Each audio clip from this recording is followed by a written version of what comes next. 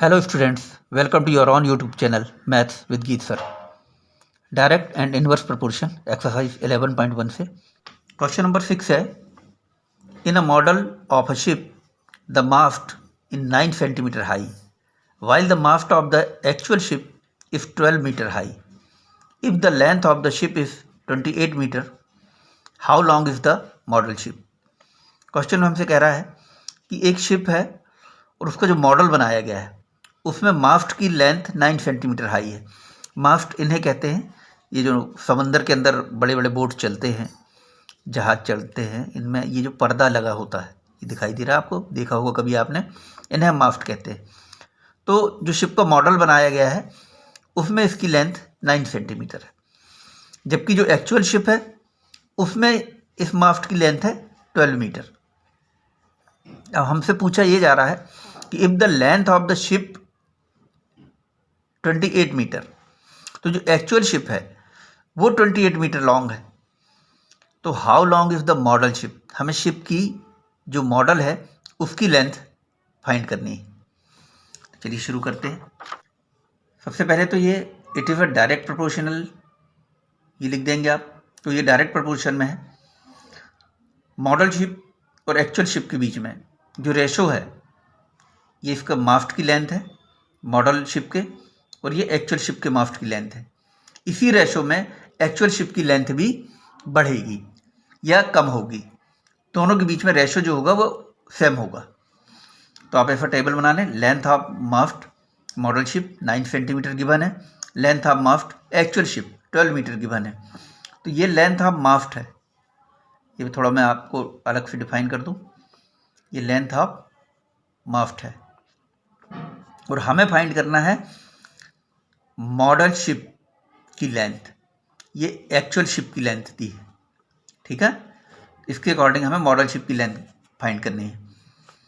सबसे पहले let the length of the model ship equal to x. ये हमने लेट कर लिया है कि मॉडल शिप की जो लेंथ है वो एक्स है.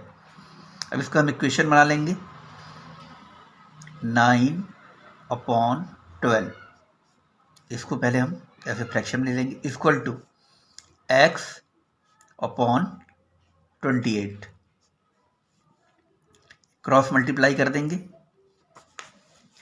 तो 12 into x, 12x equal to 9 into 28.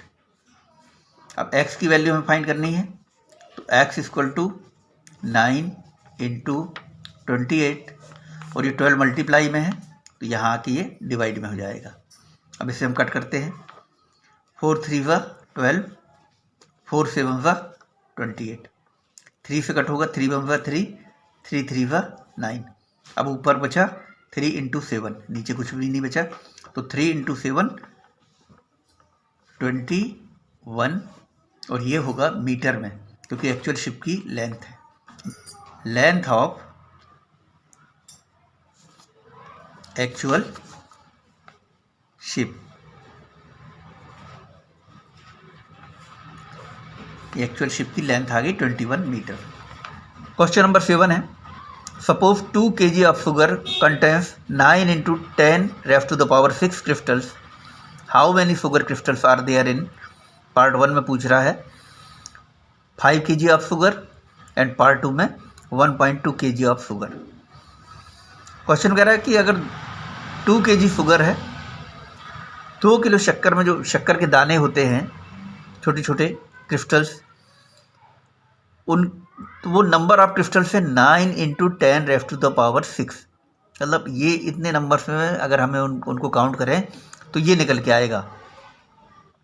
How many sugar crystals are there in 5 kg of sugar. तो 5 kg शुगर में कितने क्रिस्टल होंगे, और सेकंड पार्ट में बताना है कि 1.2 kg ऑफ शुगर में कितने क्रिस्टल होंगे. ये भी डायरेक्ट प्रोपोर्शन में है. It is direct proportion. Let 5 kg sugar contains x crystals और let 1.2 kg sugar contains y crystals. अब इसे हम सॉल्व कर लेंगे बारी बारी से. पहले इक्वेशन बनाया हमने ये वाला 2, ये पार्ट 1 है. 2/9 into 10 raised to the power 6, इसको लिखा, इक्वल टू ये वाला हमें पहले निकालना रेशो, तो 5/x, ये मल्टीप्लाई हो जाएगा, क्रॉस मल्टीप्लाई, तो 2x इक्वल टू ये 5 इंटू इसके साथ मल्टीप्लाई होगा तो 9 into 10 raise to the power 6। तो यहाँ पे x की वैल्यू हमें फाइंड करनी है, x equal to 5 into 9 into 10 raise to the power 6, और ये 2 मल्टीप्लाई में है तो डिवाइड में आ जाएगा, यहाँ पे 2। x की वैल्यू 9 5 वा 45 into 10 raise to the power 6 upon 2। ये 2 से हम कट करेंगे, 2 1 वा 2, 2 2 वा 4, 2 2 वा 4, बचा 1, डेसिमल लगा के 0, डेसिमल लगा 0, तो 2 5 वा 10, इसको 45 को आप 2 से डिवाइड करेंगे तो 22.5 आएगा। तो ये आया 22.5 into 10 raise to the power 6 ऊपर। अब हमें स्टैंडर्ड फॉर्म में लिखना है इसे, तो स्टैंडर्ड फॉर्म में लिखने के लिए एक डिजिट के बाद हमें डेसिमल लगाना पड़ता है, तो ये डेसिमल यहाँ पे मूव होगा 2.25। अभी 22 के बाद डेसिमल था, डेसिमल आ गया यहाँ 2 के बाद 2.25, तो यहाँ पे जो पावर है 10 की ये बढ़ जाएगी 10 रेज़ टू द पावर 7। तो ये आ गया answer, x equal to, x की वैल्यू आ गई, x की वैल्यू यानी 5 kg शुगर में 2.25 into 10 raise to the power 7 crystals होंगे। अब सेकंड पार्ट हम इसका देखते हैं।